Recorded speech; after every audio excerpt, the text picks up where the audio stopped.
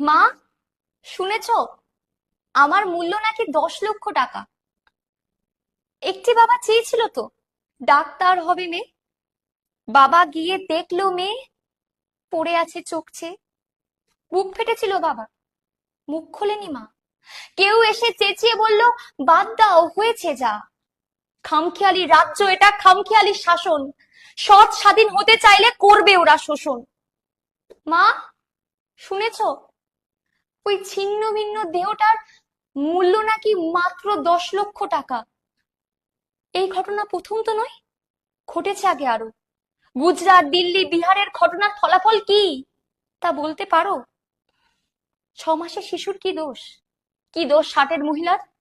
ধর্ষিতা হয়েও ক্ষমতার ফলে পায় না ন্যায্য বিচার। ভগবানের পরে ডাক্তার জানি বাঁচাতে পারে প্রাণ। সেই ডাক্তার বিচার চায়, চায়